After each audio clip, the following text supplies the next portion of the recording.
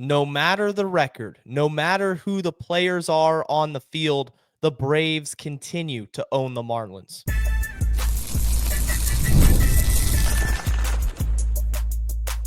You are Locked On Marlins, your daily podcast on the Miami Marlins. Part of the Locked On Podcast Network, your team every day. Welcome into Locked On Marlins. I'm your host, Jeremiah Geiger. I'm a diehard Marlins fan, and I've podcasted about the team for the last 4 seasons. You can find me on X at Jeremiah Geiger 2, and thank you for making Locked On Marlins your first listen of the day. It's part of the Locked On Podcast Network, which is your team every day. Hit that subscribe button on the YouTube channel if you haven't already. Leave a like and leave a comment down below. And today's episode is brought to you by Gametime. Download the Gametime app, create an account, and use code LOCKEDONMLB for $20 off your first purchase. And on today's show, I'm going to discuss the very much one-sided rivalry that has become the Atlanta Braves versus the Miami Marlins. Talk about Ronald Acuña Jr.'s antics. He did it again. He starts complaining when he got hit by a pitch. That's getting really old. Also preview Adam Mazur's first start against the Mets and give you guys an idea of what to watch for. And then bring up Agustin Ramirez. Is he getting gassed as we head down the final stretch of the season? Let's start by talking about the Braves and the Marlins. I hate the Braves. I always have, always will. I don't like those guys. I think if any team in Major League Baseball were to win a World Series or not win a World Series, it would be the Braves. In my mind, I don't want to see that team ever win another championship again. The Marlins are in the middle of a season in which they've passed their expectations. They've surpassed what the national media and the local media and everybody, myself included, expected them to be. The Braves, on the other hand, they've taken a downward swing this season. They haven't been very good. They're not making the playoffs. They're not going to sniff a wild card, and it does not matter because when these teams play, the Marlins don't know what to do. The Braves steamroll them. We talked about the disaster of a ninth inning a couple days ago when the Braves won 11-2 and put up a 9 spot. 9 runs in the 9th inning. And that translated to the final game of the series on Wednesday, the matinee, the rubber match, the Marlins with an opportunity to win the game. It wasn't even close. Ryan Gusto gives up 9 earned runs. He doesn't complete the 4th inning. And Javier Sanoja went out for his 2nd straight day of relief work. Anytime you have a position player pitching in 2 straight days usually means that things went poorly. And the Braves won that 12-1. They scored 21 runs since the 9th inning of that middle game. The Marlins scored 1. Utter and complete domination, a thorough dismantling from a team that has disappointed this season. If there were to be any year in which the Marlins could take advantage of the Braves' weakness, it would be this one. Because I don't know about 2026, but I don't expect this team to be this bad. And against the Marlins, it doesn't matter. I'm also tired of Ronald Acuña Jr. And people could come on the podcast, Braves fans could go in the comments and say, oh, he's living rent-free in your head. Ha, ha, ha. Okay, whatever. Because I'm sick of it. I'm sick of this guy and his antics. Great baseball player. Exciting. One of the most talented players in Major League Baseball today. But that's not what I'm talking about. I'm talking about the attitude he has at the plate, especially against Marlins pitching, and the narrative that has been created around the Miami Marlins are out to get Ronald Acuña Jr. In the 3rd inning, Ryan Gusto is on the mound, throws a 93-mile-an-hour sinker inside. It clips Acuña, who arguably leaned into the pitch, by the way. That's left out of it. And the bench is clear. Snitker comes out of the dugout. He ends up getting tossed. And he's the Snitker saying, you got to go about Ryan Gusto. You got to go. You can't hit the precious prince. No, just save it, Snicker. I'm tired of you too. I can't stand Brian Snitker. I can't stand Acuña Jr. acting like he's the be-all, end-all. How dare you pitch inside to me? I'm the best thing to walk God's green earth. No, you're not, number one. Number two, that's part of the game. Deal with it. If you can't handle pitches inside, and that pitch in particular, obviously no intent. Why would Ryan Gusto intentionally hit Acuña? There's no history there. Gusto was on the Houston Astros up until July 31st. He hasn't been a Marlin for a month. This is his second career start for the Marlins. So there's no history. This isn't Jose Urena pitching. And of course, that's what started it way back when, Acuña's beaning, or rather Ureña's beaning Acuña. You had that infamous day, I think it was the 4th of July, in which Pablo Lopez throws one pitch, obviously not trying to hit Acuña. He gets tossed from the game.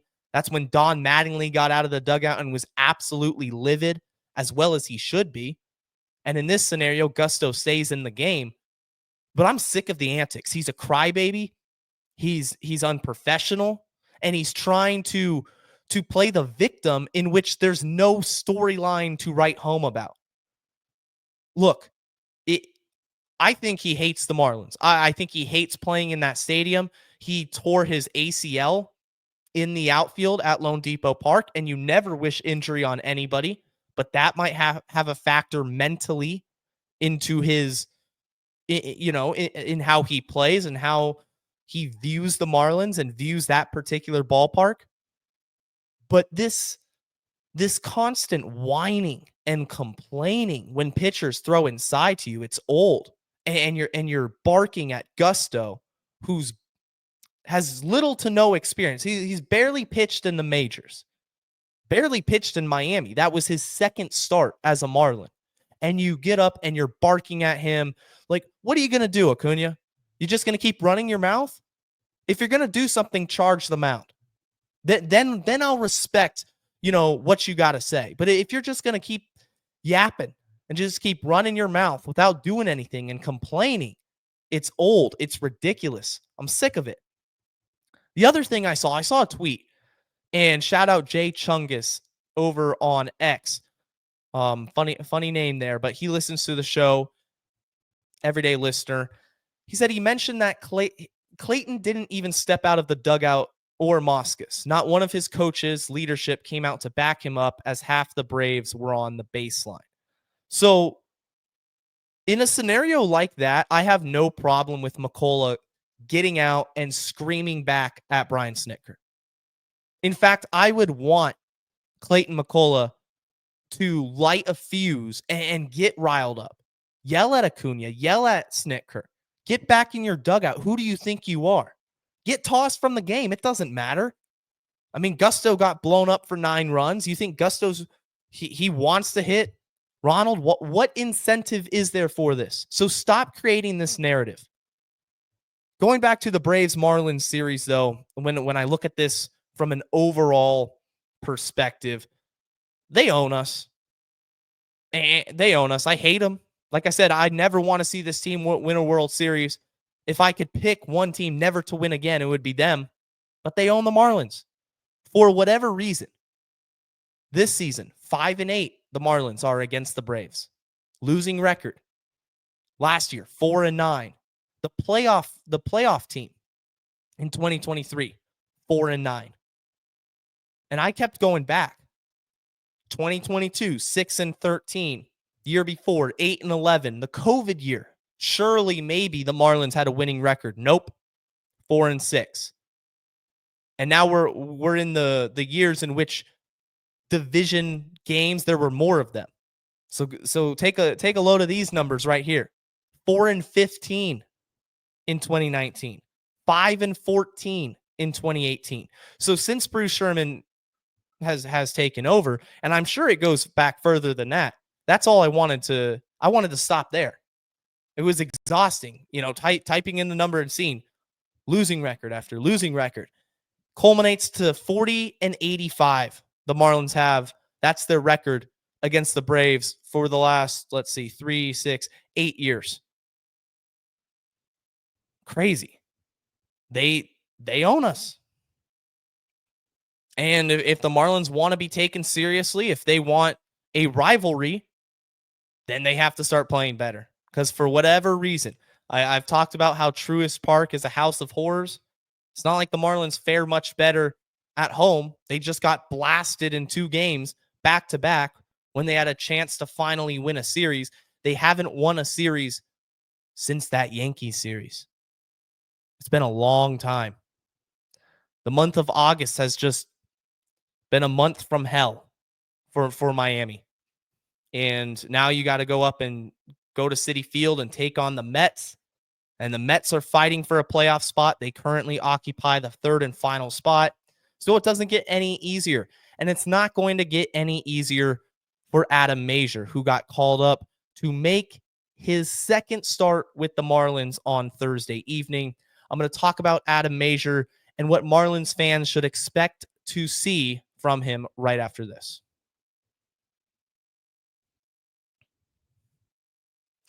Hey, Marlins fans, are you guys still paying full price for gas? Stop leaving money behind. Get real cash back every time you fill up with the free Upside app. Simply download the free Upside app in the App Store or Google Play right now and start earning cash at the pump today.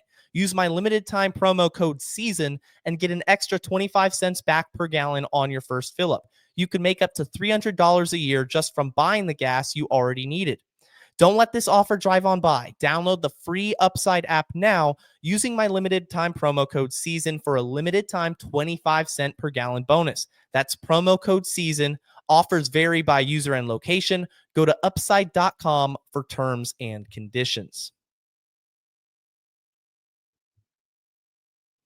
Thank you to all the everyday listeners out there making Locked On Marlins a part of your daily routine. Adam Mazur was called up. Freddie Tarnick, after he pitched in yesterday's game, was optioned back to AAA Jacksonville.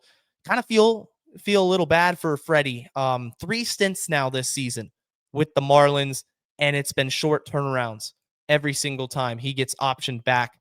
So they use him as a depth piece when they really need a fresh arm out of the pen. But besides that, he's never really gotten an opportunity at the big league level this year.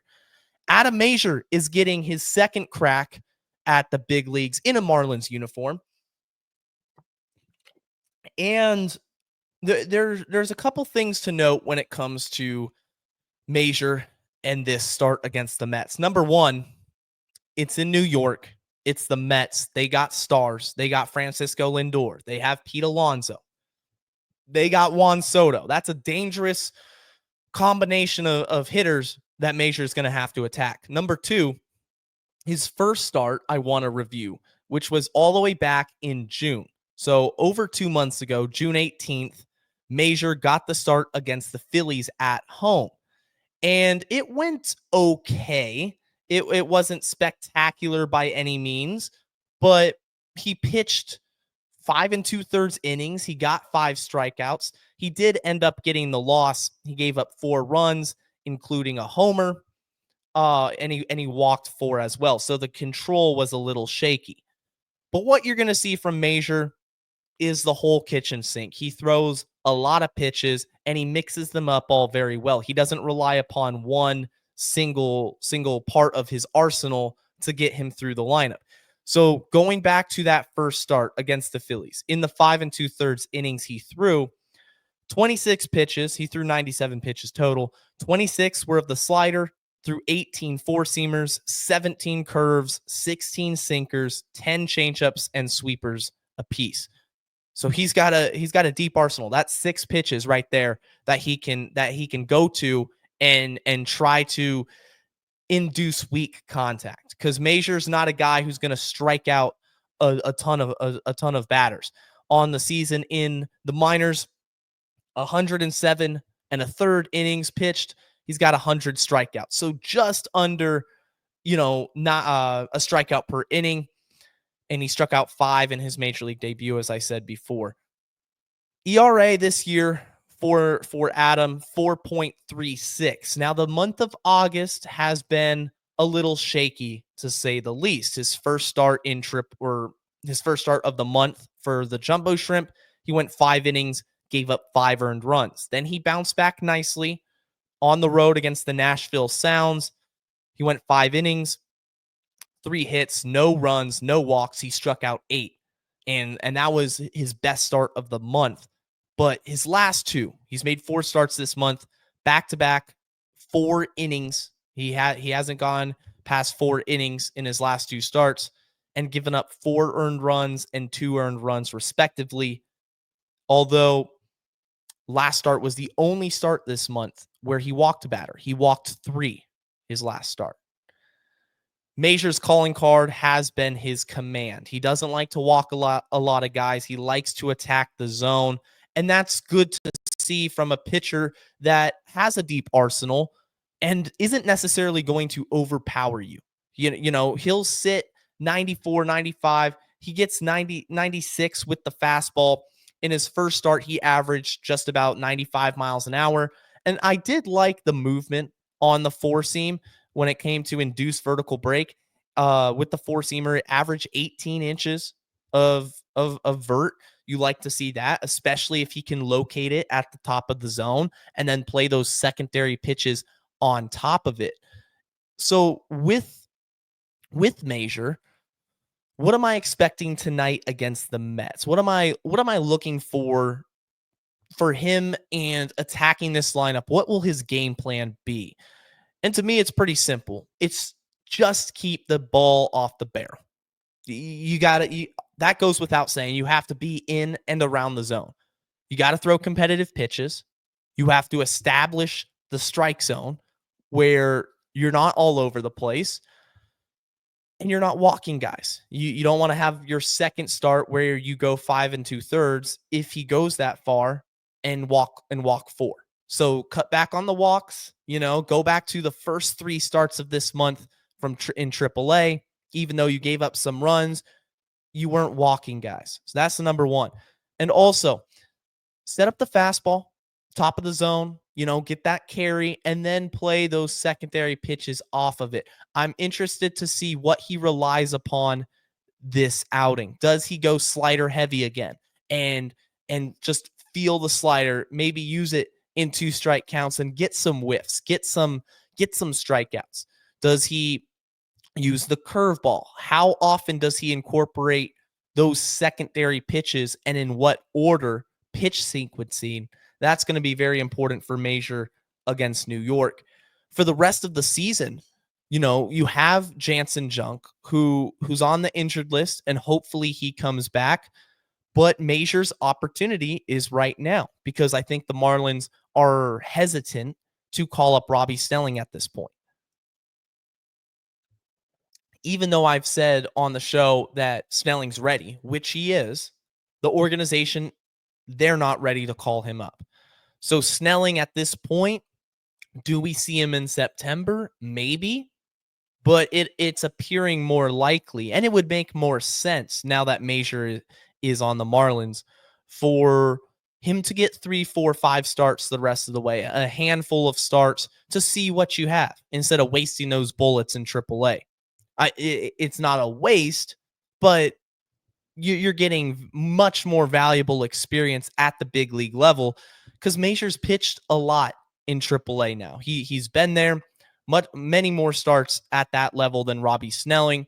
So maybe Snelling, they have that 2026 spring training. This is where he competes for an opening day rotation spot, and that's when he debuts.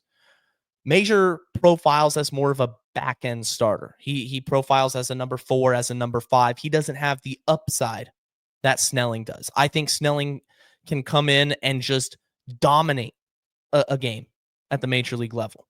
In 2026, it wouldn't shock me if you see a handful of starts with Snelling going 6 innings, no runs, 10 strikeouts. He's routinely hitting 8, 9, 10 strikeouts. He has that kind of stuff, whereas Mazur is more of, I got the whole kitchen sink.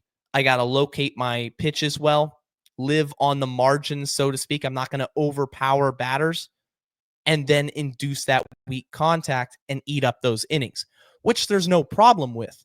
It's just setting the bar, setting that expectation level.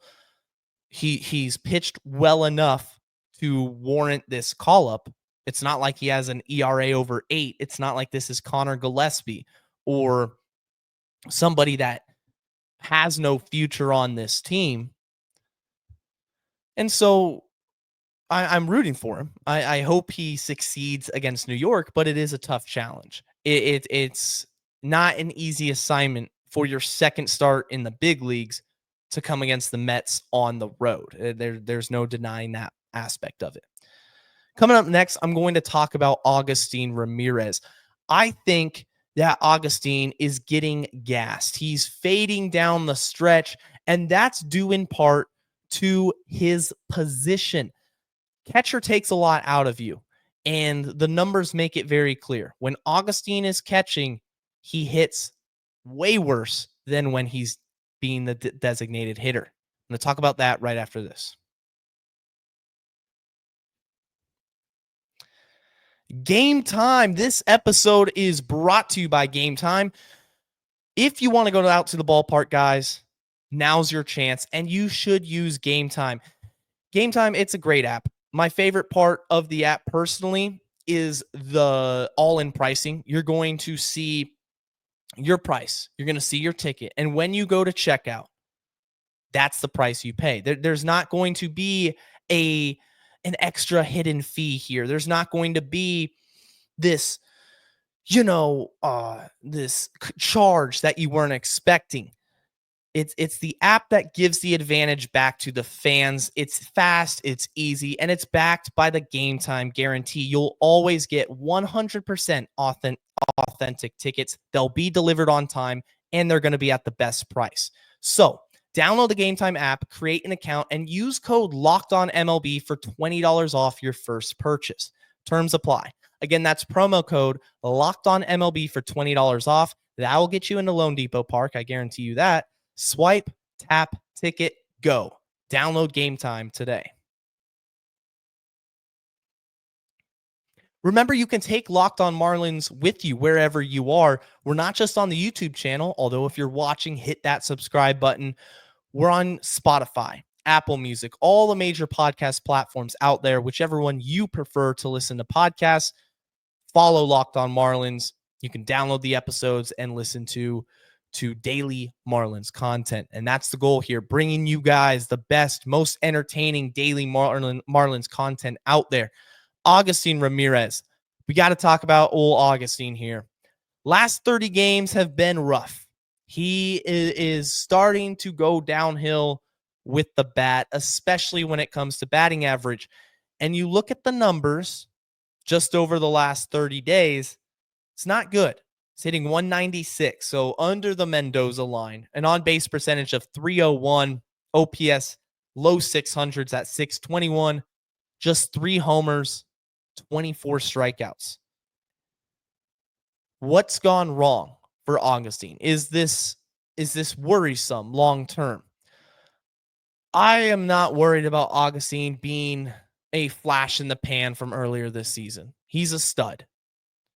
What I do worry about is the toll that catching and the mental aspect of it, as well as the physical requirements, are causing his production to take a dip when he's at the plate. And at this point, that's just undeniable. Let's take a look at some numbers, and I'll explain what I mean. When Agustin is catching this season, hitting 205 with 5 bombs, 23 RBIs, 40 strikeouts. When Agustin is DHing, and this is that was across 237 plate appearances. When Agustin is DHing, 225 plate appearances, so almost the exact same number right there. His average jumps 50 points to 254. He's got 13 bombs and 34 RBIs and an OPS of 814. That's when he's in the DH role. When he's catching, his OPS is 614. That is worse than Eric Wagaman. That's really bad. So if it makes sense, if the numbers are right there in front of you, the argument's pretty clear. Catching, it has a negative effect on Augustin's bat. And I ask you guys this question. What is Augustine's value in? Where does Augustine's value come from? His bat doesn't come from his glove. He has negative value when it comes to his glove. He hasn't played first base. DH, you're just hitting. So all his value, all the perceived value that Marlins fans and Marlins media put on Augustine come from the bat. So the time to optimize his value, it comes from not leaving him out to dry as the catcher. And I understand. The argument is very clear, and it's been said to me before. Ramirez will have more value as a catcher than a DH. Obviously, I get that. But it's not working. And they're trying to fit a square into a round hole.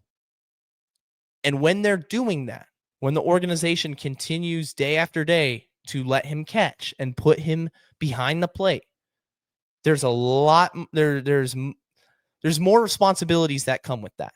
You got to handle the pitching staff. You're consciously focusing on improving your blocking and your framing, both of which are very poor graded out when it comes to the metrics.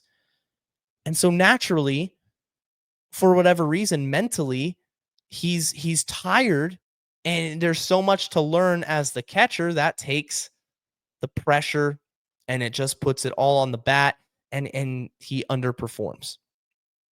Whereas when you're the DH, you're just up there and you're doing your thing. You don't have to worry about anything else.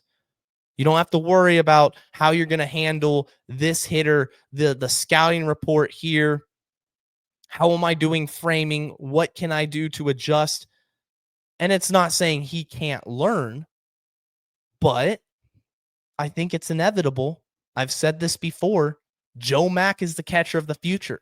Augustine is not. And in order to play every day, he's going to have to eventually move off the position, because when Joe Mack is up here, that guy's going to be catching for you the majority of the week. This is the concern I had when the Marlins traded Nick Fortes. The Marlins carried 3 catchers for a few months. It was Fortes, Hicks, and Augustine. And I said, if you trade Fortes, and they did, then you're going to have to rely upon Liam Hicks and Agustin Ramirez the rest of the way. You don't have another catcher on your roster. Most teams only carry 2. Most teams don't carry 2 rookies behind the plate, and that's what the Marlins are doing. And they're taking their growing pains. That you can look at the metrics, you can look at advanced stats, you can just watch the games and see. It doesn't take a genius. It doesn't take somebody who's on Savant or on Fangraphs to understand what I'm saying.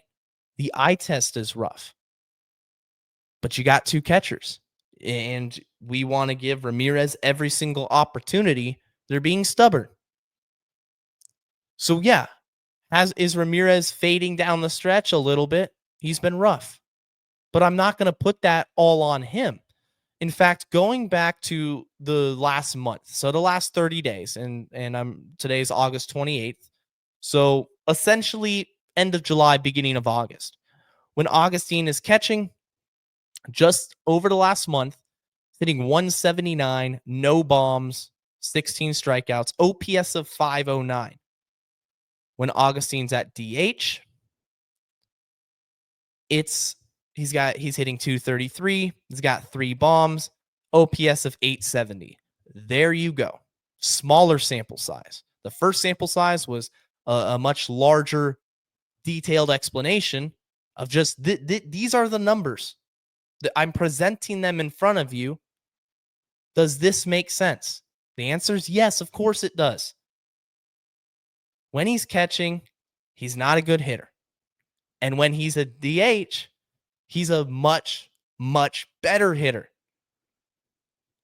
If you were to extend Agustin Ramirez, much like the Orioles extended Samuel Basallo, it would be because of his bat, not because of the glove.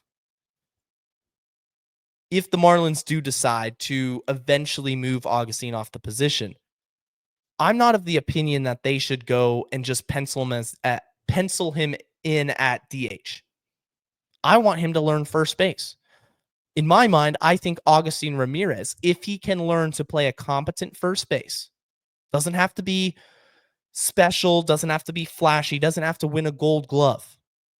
But if he can just make the plays and not be a complete liability there, like he's a complete liability at catcher, then you have your first baseman of the future. And all this talk about the corner infield spots suddenly are relaxed. Suddenly, Joe Mack comes up, makes his debut from AAA. Hopefully, he's as good as advertised, and defensively, I'm sure he will be. Offensively, he's still got a really high ceiling. And then you got your catcher, you got your first base. The question goes to third, the other corner spot. I mean, you know how I feel about this. I think the Marlins ram Pauly as soon as he comes healthy or becomes healthy. I'm waiting for him to regain his spot on this team. Defensively, he's a brick wall back there. Just going to stop everything. Not in the sense that a brick wall, it insinuates he can't move, but he's just a vacuum.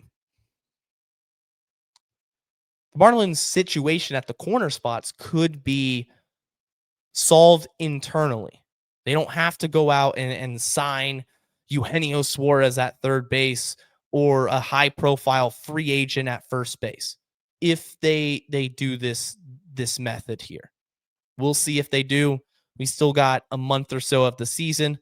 I don't expect the Marlins to move Agustin off of catcher, but I am letting you know the numbers back it up. His offensive production takes a nosedive when he's behind the plate. Why would you want that? We're over 2,000 subscribers on the YouTube channel.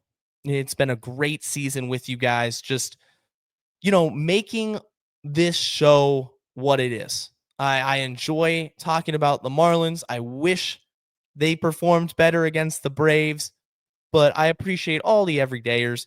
And we do have an important request for those everydayers, for anybody who listens to Locked On. Locked On wants to hear from you. We've put together a survey to learn more about our listeners and make your favorite podcasts even better. This is your chance to tell us what you like, what you don't, and answer questions about our advertising. Go to lockedonpodcast.com/survey to get started. Everyone who completes the survey will be entered for a chance to win one of 10 $100 Amazon gift cards. Again, that's lockedonpodcast.com/survey. You can also find the link in the show notes. Thank you for helping us out. Mets Marlins 4-game series. I'm going to give you my series predictions before we get out of here today. I don't feel good about this one. I think the Mets have too much to lose. The Marlins are dealing with injuries. They're without Kyle Stowers, without Pauly. Connor Norby is still rehabbing in AAA. It's going to be tough to go into Citi Field and win this series or even hope for a split. I got the Mets winning 3 out of 4. The hope for the Marlins is that Yuri and Edward Cabrera give themselves a chance, but I don't trust the bullpen at this point with the injury to Anthony Bender, another injury, taking a key piece out of the bullpen rotation. So I got the Mets winning 3-1. I think the Marlins and Edward Cabrera win one of those middle games. I think he pitches on Saturday, if I'm not mistaken, and it's another series loss. I hope I'm wrong, but we'll see what happens. That's going to do it for today's edition of Locked On Marlins. For your next YouTube watching experience, it's another big moment on Locked On. College football fans, Locked On and Fire TV present College Football Kickoff, your ultimate college football weekly preview. Drake Toll of Locked On Big 12 leads the conversation alongside two-time AP Coach of the Year Gary Patterson, former college star Jesse Hawley, and Locked On local experts. A college football preview only Locked On can do. Catch College Football Kickoff every Thursday throughout the season only on Fire TV. So not YouTube, Fire TV this Thursday, and that is today. And that's every Thursday moving forward. I appreciate you guys for tuning in. Until next time, guys, stay safe, stay locked on, and let's go fish.